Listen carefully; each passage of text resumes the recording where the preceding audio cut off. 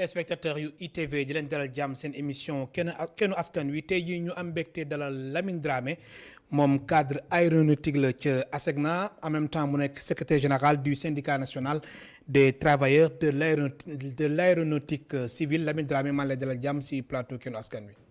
maa ngi lay dalal aussi jàmm di la nuyu di la gërëm ci invitation bi.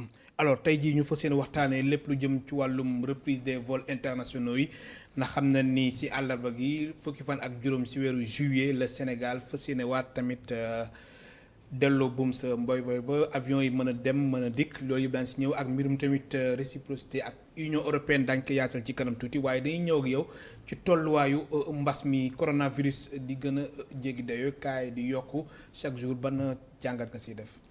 waaw maa ngi lay nuyu bu baax di la remercier ci invitation bi di nuyu aussi seen téléspectateurs yi nga xam ne ñu ngi seetaan un peu à travers le monde di wax ni yéen a ngi def liggéey bu am solo ndax bi ngeen commencé yàggul mais je pense que petit à petit yéen a ngi imposé wu sur le paysage audiovisuel sénégalais donc yéen a ngi proposé sénégalais ay programmes yoo xamante ni am na solo donc sénégalais yi dans leurs ensembles ñu ngi koy rafetlu donc ñu ngi leen di encouragé bu baax.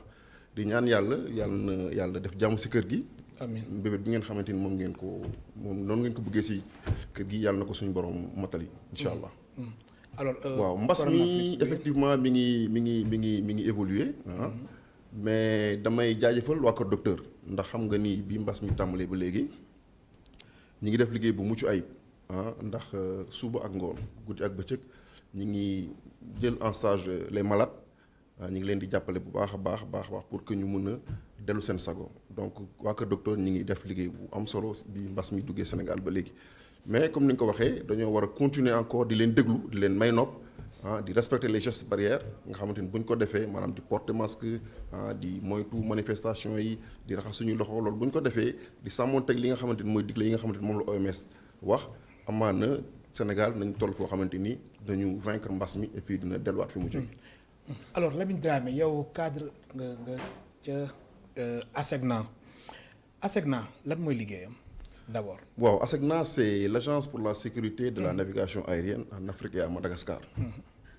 ñi ngi ko créé fii ci Sénégal le 12 décembre 1959 à Saint-Louis muy fukki réew ak juróom-ñett yoo xamante ni ñoom ñoo boole seen doole seen bëgg-bëgg seen alal jël seen espace aérien dénk ko ASECNA.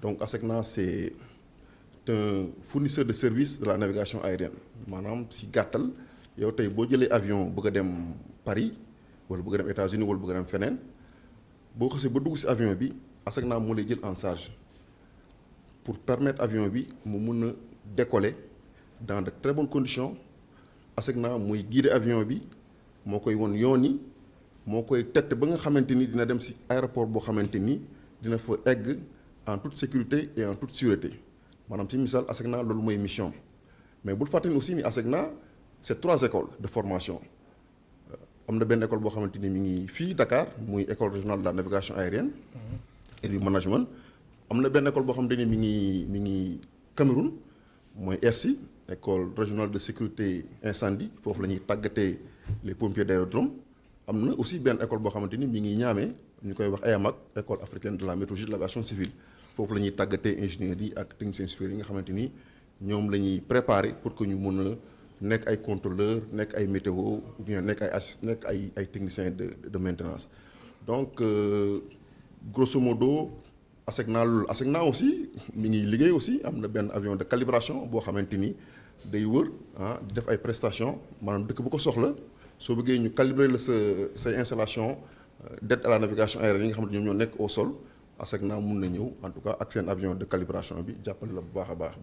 donc grosso modo ASECNA mission c'est de veiller à la sécurité de la navigation aérienne. c'est pour permettre aux aéronefs de bien décoller suñu décoller ba pare ñu nekk ci kaw jaww ji en toute sécurité en toute sérénité ba pare ñu mën a décoller aussi ñu mën a aussi atterrir en toute sécurité et en toute sérénité donc ASECNA loolu mooy mission. am na solo ginnaaw ñeenti weer ba fi mbas mi duggee ba léegi 2 mars avion yi vol internationaux yi dañ ko dakkaloon alors suba fukki fan ak juróom ci weeru juillet la mbir mi nar a tàmbali wala tey ci mbir wi incha allah alors Lamine Dramé yow nga xam ni cadre aéronautique la aéronautique ca ASECNA mbir mi est-ce que jàpp nga ni Sénégal pare na ngir mbir mi tàmbali.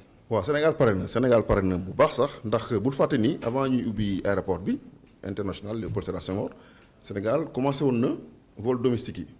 maanaam aérodrome régionaux yi fu mel ni Tamba fu mel ni Ziguinchor fu mel ni Cap Skirring commencé woon na ubbi donc ubbi tey aéroport yooyu aussi dafa am protocole sanitaire boo xamante ni OACI yi. mooy kuréel bi nga xamante ni moom moo ŋànk tout ce qui est aviation civile dans le monde. ak dëkk yi nga xamante ni ñoom ñoo yore tout ce qui est santé. dañuy waxtaan ci benn protocole donc protocole boobu la ñuy d'accord la ñuy jëfee pour que booy voyager nga mun voyager en toute sécurité en respectant les gestes barrières boo aussi duggee ci avion bi aussi am na ay protocole yoo xamante ni aussi da nga ko war a respecter ñi nga xamante ni aussi ñoom ñooy dawal avion yi nekk pilote yi nekk ci cabine yi ak hôtesse yi ñoom ñëpp am na protocole boo xamante ni waa ci définir na ko en collaboration avec le ministère de la santé. bu ñu ko appliqué amaana dina mun a jaar yoon. mais vol régionaux yi amul benn problème. te incha allah bu le 15 jotee incha allah dinañu jublu aussi si vol internationaux yi te am nañu yaakaar ni du am benn problème ndax ministère jël na toutes les dispositions état du Sénégal jël na toutes les dispositions des transports aériens tey boo demoon aéroport xam nga def nañ fa ay gel def nañ fa ay thermoflash donc tout un arsenal boo xamante ni mun a permettre voyageurs yi ñu mun a voyager en toute quiétude en toute sécurité en toute sérénité. pour que ñu mun a bañ a laal li nga xamante ni mooy mbas mi.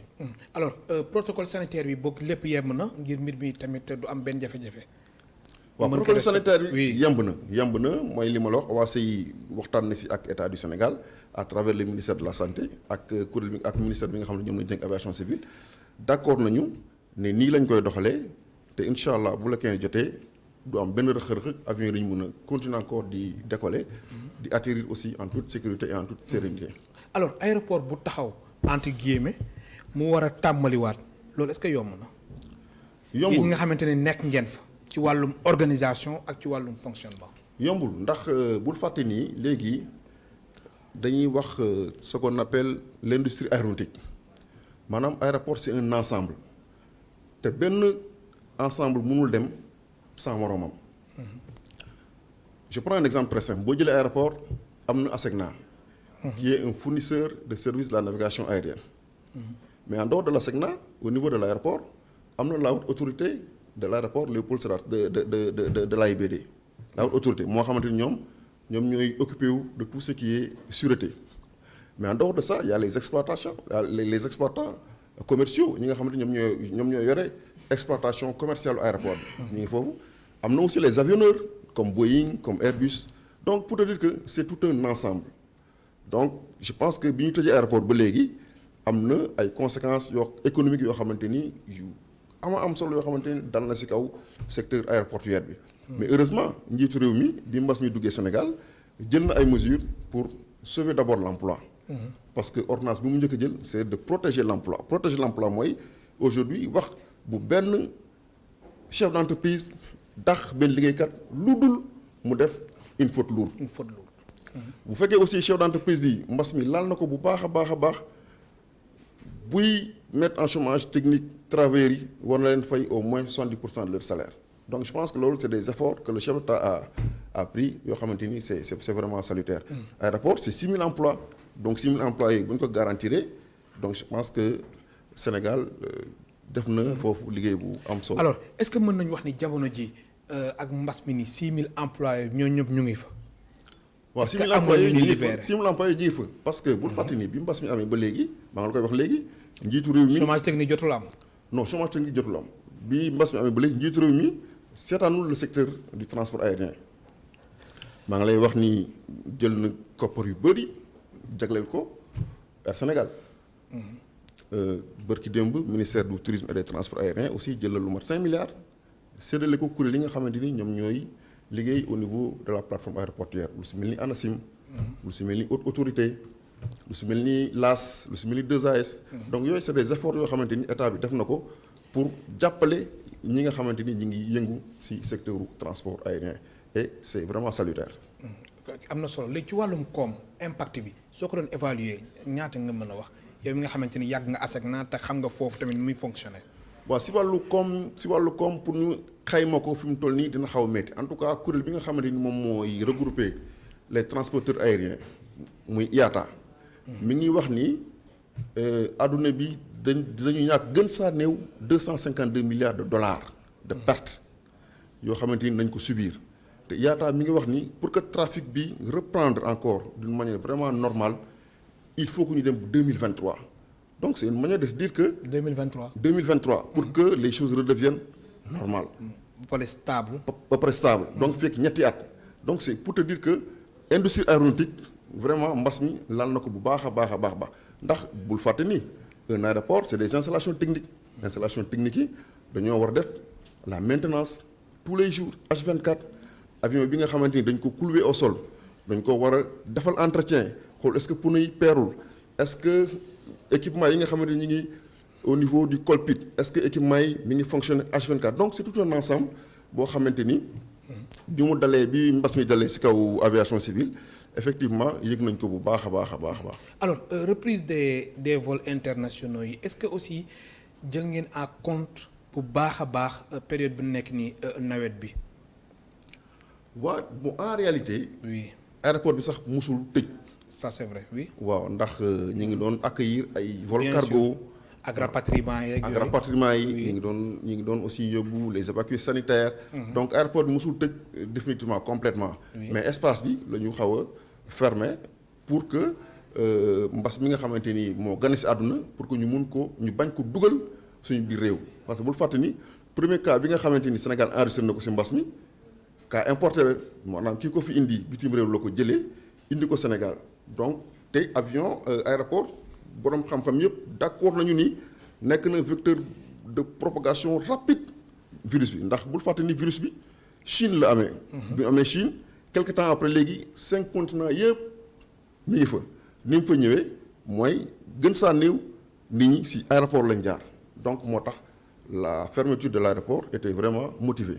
alors gis nañ aussi CEDEAO ak taxawaayam mu ni tamit lépp lu jëm ci wàllum état yi ko seq mën nañ tàmmaliwaat ñoom seen biir avions yi demlante gis nañ aussi taxawaayu Union européenne Sénégal bokk ci ba léegi nii est-ce que yaakaar nga ni mbir mi dana am issue heureuse. waaw ñi ngi siy waxtaan te am naa yaakaar ni dinañu trouver un consensus très rapidement ndax bul fàtte ni Union européenne décision bi nga xam ne jël nañ ko naam dinañu gaañ bu baax a baax sur le plan économique mais bul fàtte ni ñoom it dina leen gaañ bu baax si misaal yow tey boo demoon bitim réew soo bëggoon dem Italie nga dem France bëgg a dem Italie wala nga bëgg a dem Belgique wala nga bëgg a dem Suisse. Tu n'es pas obligé de prendre un avion bu la neexee train ngay jël bu la neexee nga jël sa oto donc aéroport bi li muy accueillir ci mouvement dem na ba dina mat 100 mouvements par jour te li ci ëpp vol yi bitim réew lay jóge di ñëw. Air Italia Air France Corsair SN Bruxelles Lufthansa donc bëri na avion yoo xamante ni bitim réew la ñuy bàyyeekoo di ñëw Sénégal Air France 7 jours sur 7 day quitter Dakar di dem France. di jóge France di ñëw Sénégal te avion yi buy dem day fees del je ne suis pas sûr que Air Sénégal aujourd'hui dina def rotation Dakar Paris tous les jours. naam mi ngi koy def mais de tous les jours comme Air France. mais aussi bul fàtte ni conséquences yi aussi mun na dem sur le plan économique ndax OAC yi dafa dénk état du Sénégal ay FIR mooy espace aérien. y a ce qu'on appelle la FIR océanique ak la FIR Dakar terrestre. FIR océanique maanaam su ma koy misaal wala su ma koy expliquer terre à terre maanaam bépp avion boo xam ne jógee nga Europe di dem Amérique du Sud forcément da ngay jaar sur la FIR océanique. te gën saa néew di nga def 1h30 si biir FIR bi. 1h30 gën saa néew. waxtu ak genn wàll. ñu lay fournir ay services de navigation aérienne ASECNA moo la koy fournir. c'est ce qu'on appelle les repenses de survol ASECNA moo lay wax ni contrôleur bi moo lay wax ni voler telle altitude jàddal à gauche jàddal à droite donc lu mel noonu bu fekkee Union européenne dafa bëgg a jël décision ne man kat benn africain dootul jóge fii di ñëw sama réew bu Sénégal tëjee aussi frontière am ñoom dañ ko sentir bu baax a baax a baax a baax. moo tax si dolli aussi Sénégal am na aussi rôle bu am solo bu ñu jouer sur le plan de l'aviation civile maa ngi lay wax sànq ni fii la ñu créé ASECNA 12 décembre 1959 Sénégal mi ngi abrité le bureau régional de l'OACI fii Dakar Sénégal mi ngi abrité le bureau régional de la CAFAC mi ngi fii Sénégal jusqu'à un passé récent abrité na le centre de maintenance de Air Afrique fii. waaw mais man lu ma jaaxal li nga cité yëpp am na solo taxawaayu Sénégal léegi lan moo tax Union européenne ci Afrique mu tànn ñeenti dëkk te Sénégal bokk ci Algérie Maroc Tunisie Rwanda lu tax loolu ci sa gis-gis. waaw non ñoom argument yi joxe. oui maanaam ça dafa am rapport. ak feebaru mbas mi. parce que pour ñoom dans leurs argumentaires Sénégal ba léegi contenirugul mbas mi d'une manière vraiment favorable ñoom dañoo gis ni cas yi da doon yokk de jour en jour décès di augmenter de jour en jour. mais pourtant même ay Algérie ak Maroc mbas maa ngi fa. waaw mbas maa ngi fa bu baax mais moo tax loolu moom moo surprendre ñëpp. ndax ñoom bokk na ci argumentaire yi nga xamante ni moom lañ développé. kon dama jàpp ne argument boobu valable. non ci lépp sama gis-gis. du argumentaire bu solide. bu solide. waaw sama gis-gis du argumentaire bu solide. et je pense que bi ñu ko defee ba Sénégal aussi appliqué ne bëgg a appliquer la règle de la réciprocité donc gis nañu ni Sénégal kat dëkk la boo xamante ni dëkk bu am solo la bu ñu bëggee wéyee li nga xamante ni moom la ñu am yéene def. du baax ci ñun. naam du baax Sénégal mais aussi Union européenne dina ko sentir bu baax a baax a baax. kon si sa gis-gis Union européenne fileeg guddi wala suba incha allah mën na xoolaat bu baax a baax taxawaayam ngir mbir mi mu indi tamit. décision am mu soppi ko. waaw en tout cas le Sénégal est un pays souverain. ndax Sénégal bi Union européenne jëlee décision le kilifa dëkk bi à travers son ministère des transports aériens. si la wax ne comme Union européenne dañoo tëj seen espace aérien. donc ñun tamit bis ni ki tey dañuy appliquer ce qu'on appelle la règle de la réciprocité donc ñoom xam nañu ni bu naree wéyee noonu ñoom daf leen di gaañ moo tax très rapidement si la ñu entamé ay pourparlers ak l'État du Sénégal pour que ñu mën a aboutir à un consensus pour que ñu mën a déggoo juboo ci kàddu te am nañu yaakaar bu baax a baax ni nañu juboo ci kàddu. ok am na solo ma fàttali suñu mbokk téléspectateurs yi ma ngeen woote ci 88 628 32 32 ñu ngi dalal Lamine Dramé cadre aéronautique ca ASECNA naka noonu moom mooy secrétaire général du syndicat national des travailleurs de l'aéronautique civile mën ngeen participer ci émission bi soo leen wootee ci 88 628 32 32 alors Lamine Dramé léegi ci wàllum lépp lu jëm ci wàllum avion yeeg yooyu noonu gis nañ Air Sénégal mbir mi coow li bëre woon na Air Sénégal ñëwaat est-ce que yaakaaroo war nañ ko gën a mën a dooleel. waaw loolu. ndax mooy suñu yaakaar. loolu question bu am solo la. question bu am solo la mais balaa ñuy tàbbi sax ci Air Sénégal. oui dañuy wax ni kii nga xamante ni moom mooy njiitu réew mi mooy le président Macky Sall sur le plan en tout cas boo jëlee bilan sur le plan du transport aérien c'est un bilan largement positif. ndax ñëpp xam nañ ni bi président di jël réew mi AIBD ñu ngi ko doon tabax. eggul woon. Lamine Dramé nga baal ma yu instant yi daf mel ni yaa ngi politique de. non politique ma fàttali aussi APR nga nekk te yaa ngi wakaam instant yi daf mel ni yaa ngi politique de. non c'est le technicien qui parle. non c'est le technicien qui parle. technicien bi daal dafa mel ni instant yi. non c'est le technicien qui parle. te soo mu dégloo rek. waaw di nga xam ni li may wax nii lu wér la. dama ne bi président Macky Sall di jël réew mi Sénégal benn aéroport la amoon mooy aéroport Léopold Sédar Senghor. te ñëpp xam nañ ni l'aéroport était agressé. xam nga amoon na ay constructions anarchiques yoo xamante ni. ñu ngi doon graviter autour de l'aéroport. te construction yooyu li mu doon conséquence xam nga ma doon lan ndax boo nekkee ci kaw jaww ji. soo nekkee ci kaw jaww ji. waaw nga baal ma am na ku nekk ci ligne bi allo. allo waaw sëñ bi. allo. allo oui. bismillah. waaw maa ngi lay ñuy nuyu di leen sant di leen gërëm. jërëjëf fa nga ñu woowee kilifa gi. maa ngi lay ñuy woowee Jaxaay. Jaxaay bismillah. waaw maa ngi lay ñuy nuyu di leen sant di leen gërëm bu baax a baax. bismillah ñu lay déglu. waaw vraiment man immigré la. waaw donc ñun ñoo ngi fii depuis mois de décembre ba affaire bi commencé ba léegi. mais tey ñun ñi nga xam ne ñoo nekk immigré te yàlla si kattanu yàlla suñu kayit yi jeex fii depuis boobu ba léegi nag ñoo ngi toog ñi naan kii la ak compagnie yi nga xam ne ñoom lañ ñëwee compagnie yooyu da ngay dem foofu doo fa fekk kenn. allo. waaw yore nañu déglu ñu lay dégg bu baax. voilà da ngay dem ci compagnie yi doo fa fekk kenn da ngay ñëw doo am benn information boo xam ne mën nañ la kaa jox. donc da ngay toog yow nga nekk fii sa kayit jeex ñi naan la bon yeneen compagnie yi nga xam ne moom nga mën a jëndee billet. pour nga mën a dem il faut que nga fay loo xam ne ay 575 000 ngay fayaat pour nga mën a kii te fekk na yow da nga jëndoon benn billet boo xam ne nga ñëw nekk ci réew mi nekk fii te li nga xam ne fi nga doon amee ndimbal mu nga xam ne yow bi nga nekkee bitim réew li nga jotoon dajale ñëw. mbas mi nga nekk fii ak say njaboot donc dund boobu yëpp dem na ba finalement yorotoo dërëm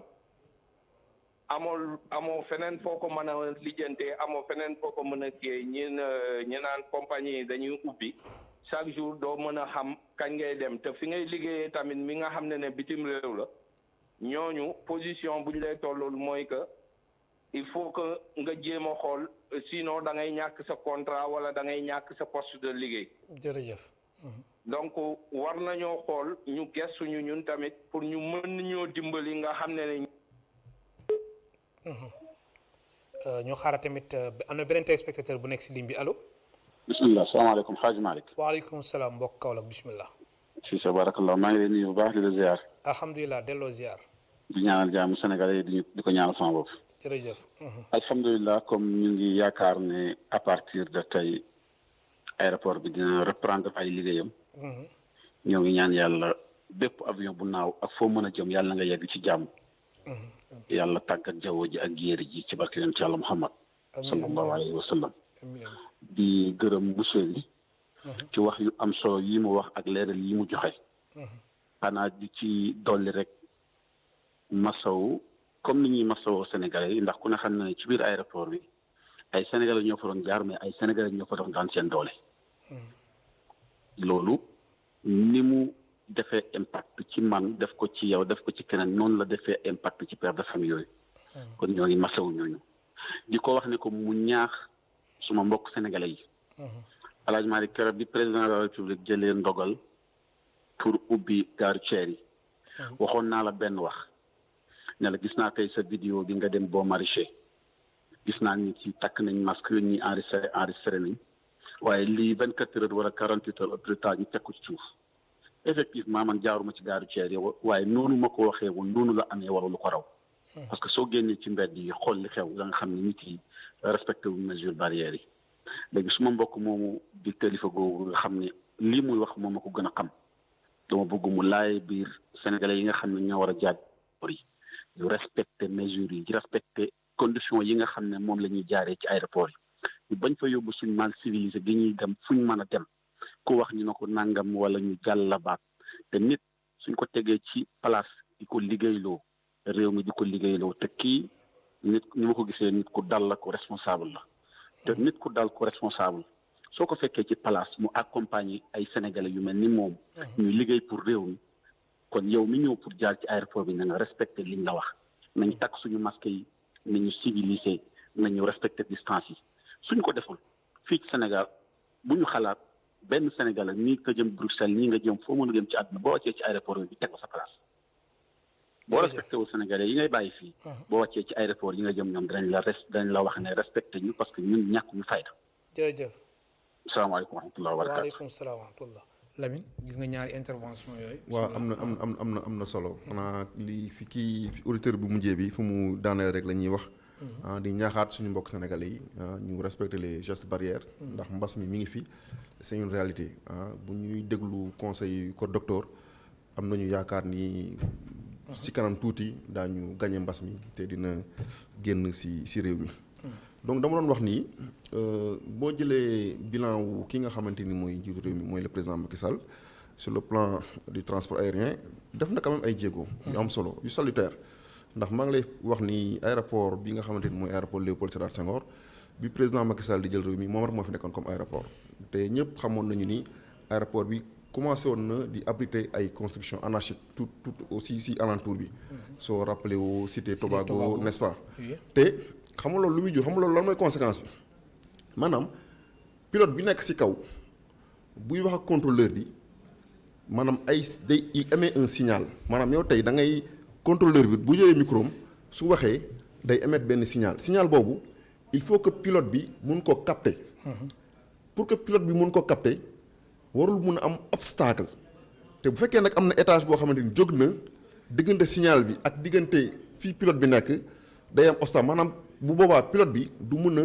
capter information bi nga xamante ni moom la koy contrôleur bi jox donc bi président la ñëwee si la eggali aéroport tuddee ko Blaise Diagne muy un aéroport moderne boo xamante ni sur le plan de l'aviation civile OACI sax reconnaître ni c'est un aéroport moderne avec toutes les installations modernes rek. am na solo am na keneen ku nekk si ligne bi si 33 824 88 06 allo allo allo kooku dem na Lamine waaw bismillah. n'est-ce pas. En dehors de aéroport bi 2006 xaw ma 2007 le Air Sénégal International disparaître donc président Macky Sall bi mu jël réew mi Sénégal amuloon compagnie aérienne. mu relancé Air Sénégal te bërki démb dañu leen jëlal benn A330 Airbus A330 Nero bu bees tàq. boo xamante ni ay milliards yu bëri la état du Sénégal dépensé. rax si dolli aussi 100 milliards ont été mobilisés pour la mise aux normes des aérodromes régionaux Saint-Louis Tamba Cap Skirring Ziguinchor donc. waaw doguma la mais est-ce que aussi yaakaaroo ni Sénégal aussi war nañ gën a def ay jéego ñu dem ba tolloog niveau ak ñoom Ethiopian Airlines compagnie yooyu noonu waaw loolu mooy sabab bi. waaw loolu mooy souhait bi.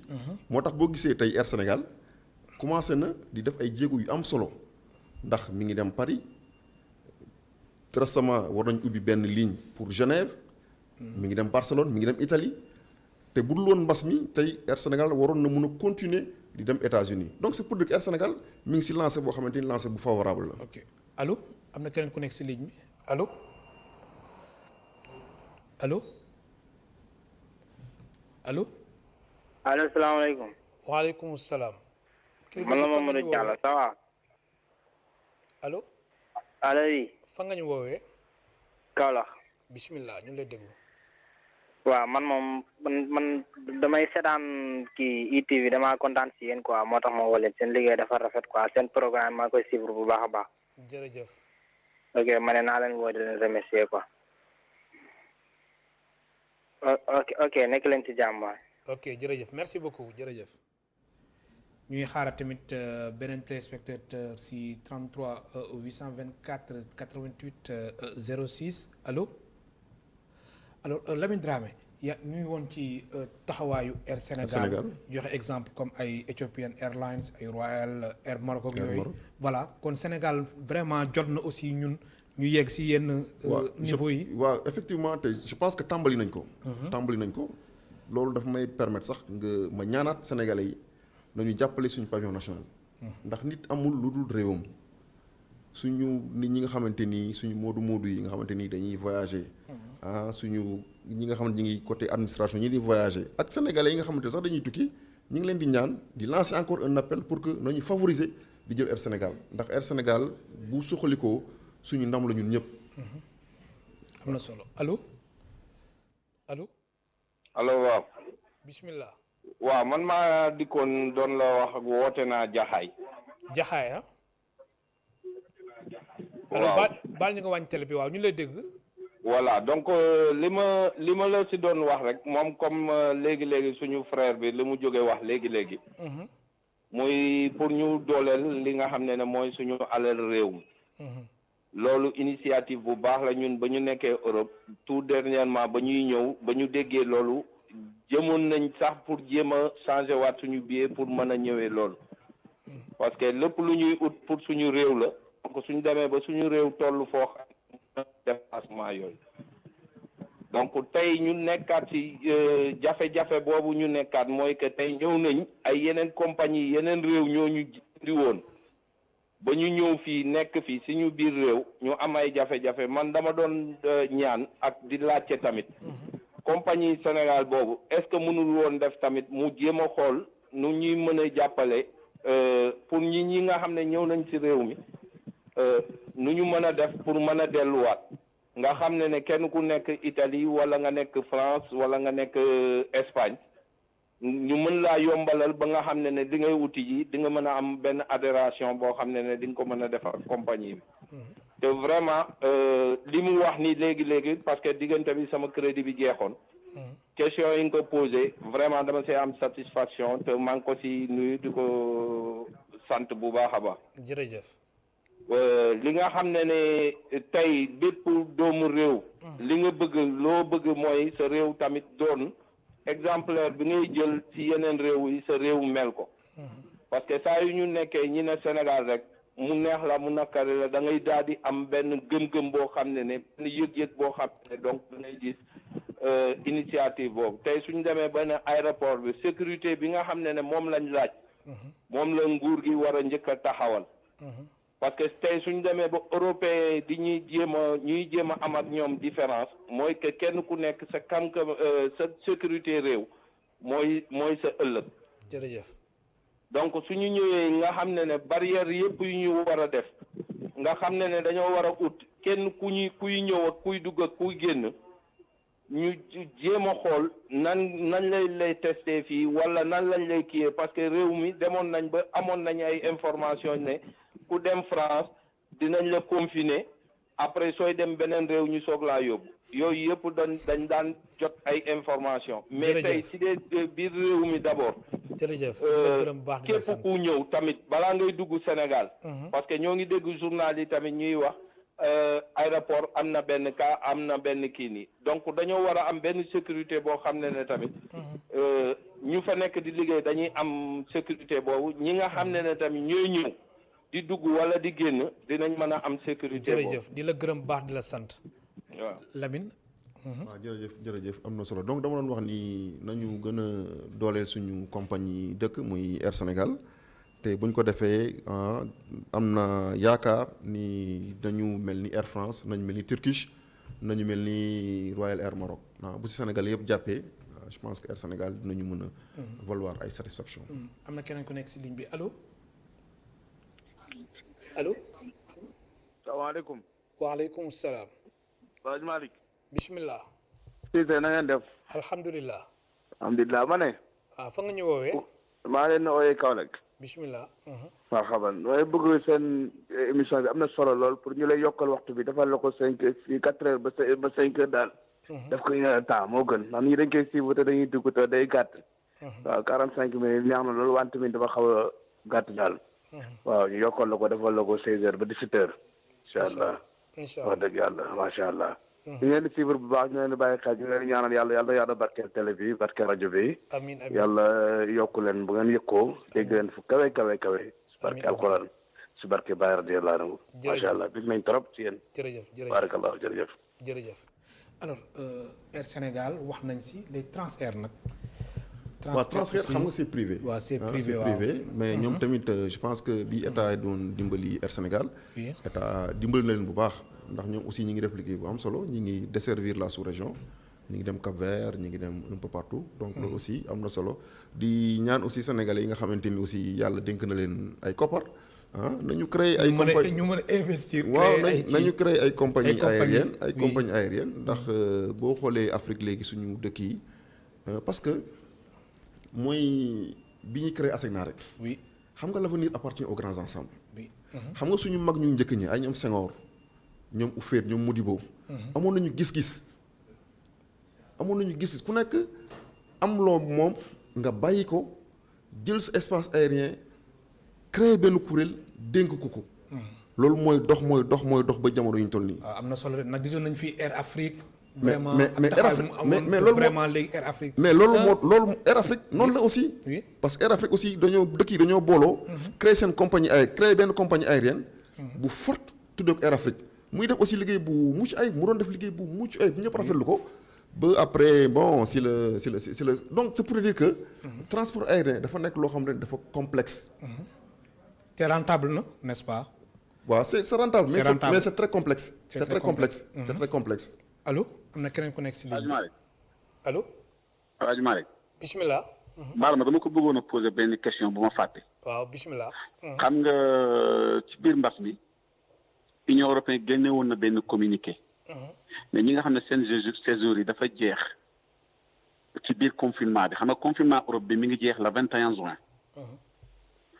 ñu ne ñi nga xam ne seen këyit yi dafay jeex avant le 21 ñooñu suñu waree dem na seen passeport yi nekk lu nekk en règle rek ñu jël seen séjour ñëw aéroport dem parce que Union européenne validé woon na ñi nga xam ne seen séjour yi dafa jeex maanaam daf ko prolongé ba décembre 6 mois léegi ñi nga xam ne seen séjour yi dafa jeex après le 21 juin ñu ne ñooñu il faut ñu dem ñaani visa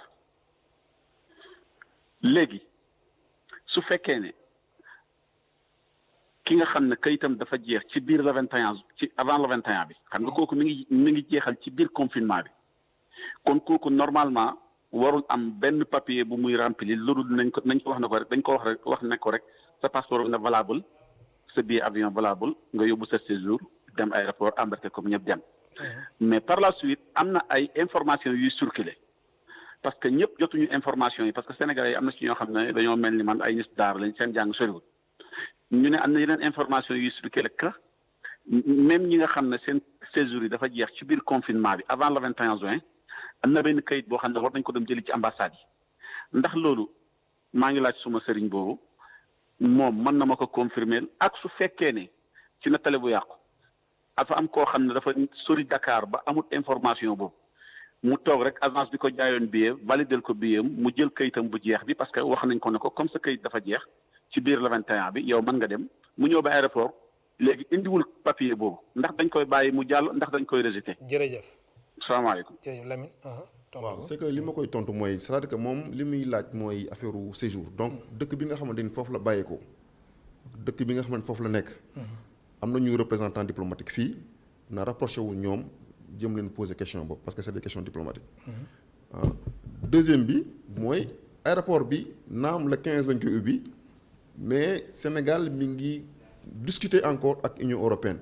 maanaam amaguñu lu formel. loo xamante ni lii la en tout cas Union européenne nee na à partir du 15 man bu benn africain bu benn vol jógee fii ñëw Union européenne Sénégal aussi ne leen comme noonu la demee ñun tamit bu ñu ubbee suñu aéroport bu benn roplaan jógee bitim réew ñëw atterrir aéroport international Blaise Diagne. mais loolu dina bëri conséquences. donc waaw foofu lañ toll. foofu lañ toll donc. ñi ngi def ay négociations mais conséquences yi ñoom aussi dañ ko yëg bu baax. parce que rappelle-toi maa nga doon wax sànq ni Air France tous les jours day quitter Dakar di dem Paris. tous les jours tous les jours. te buy dem avion bi day fees del ni Air France di ñëwee noonu la SN Bruxelles di ñëwee noonu la Corsair di ñëwee noonu la Swissair di ñëwee noonu la Air Italie noonu la SN Bruxelles donc ñoom bu fekkee dañoo bañ ni duñu ubbi seen frontière ñun aussi ñun. am benn position boo xam ne dañ naan ñu tam du ñu ubbi suñu espace aérien mais conséquences yi ñaari côté yëpp ñooy subir les conséquences. ok am na suñu téléspectateur bu mujj bu nekk ci ligne bi ndax juróomi simili moo ñu dese allo kooku dem na alors Lamine Dramé yow nga nekk cadre aéronautique ca ASECNA mbirum accident vol su amee taxawaayu ASECNA lan lay doon dama la jox benn exemple rek comme tey jii am na benn accident d'aviation bu am ca Somalie ñu ni avion bi dafa doon transporter aide alimentaire alors ASECNA su crash amee avion ASECNA léegi lan moo si rôle am. maa nga doon wax ni ASECNA. fukki réew la ak juróom-ñett. ñoo ko seq. OACI mi nga xamante ni mooy organisation internationale de l'aviation civile. dafa jël ce qu'on appelle des FIR. mu jagleel ko ay dëkk. maanaam ASECNA 6 FIR lay gérer. 6 FIR mooy Flight Information Region. mooy ay espace aérien maanaam ci gàttal. ASECNA mooy gérer FIRu Niamey FIRu Brazza FIRu Tana FIRu N'Djamena ak ñaari FIRu Sénégal mooy Dakar océanique ak Dakar terrestre. bu fekkee am na accident. si li nga xamante ni 16 millions de kilomètres carrés yi nga xamante ni ASECNA lañ ko dénk. foofu dañuy saytu xool est-ce que aide navigation aérienne yi est-ce que baax na. est-ce que contrôleur bi nga xamante ni moom moo doon wax ak pilote bi est-ce que juumul est-ce que pilote bi nga xamante ni moom moo doon dawal est-ce que bi ñu ko joxee information yi est-ce que topp na ko walla topp ko service bi nga xamante ni moom moo war a joxe météo bi wax ni bu 17h jotee walla bu 18h jotee telle zone bu fa benn avion aw parce que day am orage. day am pluie. loolu yëpp dañ koy xayma. bien sûr ndax gisoon nañ fi kaawu Seyba kaawu Seyba. waaw accident bi fi jotoon am. waaw kaawu Seyba mooy. compagnie. Guinée équatoriale bi. équatoriale effectivement. mais bi ñu defee enquête je pense que dañoo seetal ASECNA amoon na aussi crash bu Air France bu. effectivement daanu côté Brésil. mais loolu moom du mën a ñàkk ci wàllum avion. waaw mais c'est epsilon mais c'est négligé parce que bul fàtte ni. donc négligence am na si. non bul fàtte ni avion c'est le moyen de transport le plus sûr au monde. oui avion du tëb rek décoller balaa muy décoller dafa am gis nga aéroport bii xam nga la 15 dañ koy ubbi. mais ANACIM dañuy def ay inspection régulière xool ba xam installation yi est-ce que amul défaillance. avion yi nga xamante ni dañu leen coulé woon au sol est-ce que avion yi mun nañu décoller ndax képp koo xamante ni day bépp avion buy décoller ANACIM moo lay jox autorisation. oui ndax ANACIM mooy bras armé ministère de l'aviation civile. n'est-ce pas donc aéroport maanaam avion maanaam dafa nekk loo xamante ni c'est un peu pointu.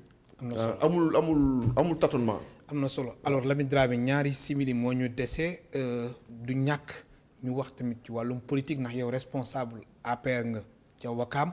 alors gis nañ parti démocratique sénégalais nee nañ dañuy porter plainte Abdou Karim Sall ministre de l'environnement et du développement durable ci affaire des gazelles oryx sa xalaat.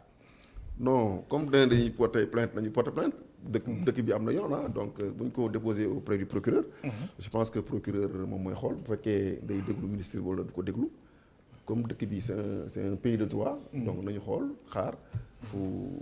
mais affaire des gazelles oryx bi mbir mi nu mu demee sa xalaat lan la si. doy na waar de. non pour man. oui pour man en tant que Lamine Dramé. waxuma en tant que responsable politique. en tant que sénégalais bu ñu la dénkee ay responsabilités.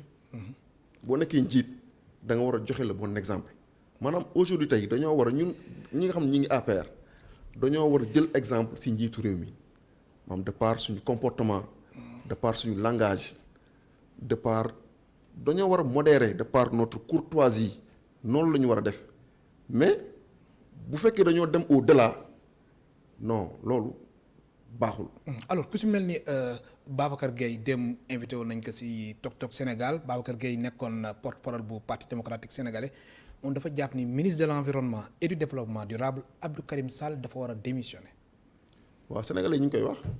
mais la démission c'est individuel moom mooy xool bu fekkee dafa war a démissionner mu démissionner bu fekkee nag il continue à bénéficier de la confiance du président donc c'est le président qui l'a nommé. di la gërëm baax di la sant mais réponse yi kii na de daf mel da ngay jéem a protéger. non protéger ko damay wax sama. di la gërëm baax di la sant Lamine Dramé. merci beaucoup. kontaan naa bu baax. maa ngi lay gërëm man tamit di la wax ne émission bi am na solo di ñaan suñu borom comme maa ngi koy wax sànq sama njëlbeenu kàddu bi ngeen commencé yàggul. mais vraiment yéen a ngi proposer Sénégalais ay programmes yoo xamante ni am na solo trop. te Sénégalais ñu ngi leen di suivre ñu ngi leen di bàyyi xel. la preuve émission bi ñuy def nii rek ñu bëri woote nañu. donc day wane ni sénégalais yi ñu ngi leen di suivre bu baax a baax. yàlla na fi yàlla saxal jàmm. amiin ba li nga xamante ni moom mooy seen mbébét. ci télé bi ak ci rajo bi suñu borom mottali ko. ok di la gërëm bu baax di la sant ma fàttali ñu doon dalal tey Lamine Dramé nekk cadre aéronautique ca ASECNA naka noonu moom mooy secrétaire général du syndicat national des travailleurs de l'aéronautique civile di leen gërëm bu baax di leen sant yéen mbokk téléspectateurs yi ba suba incha allah.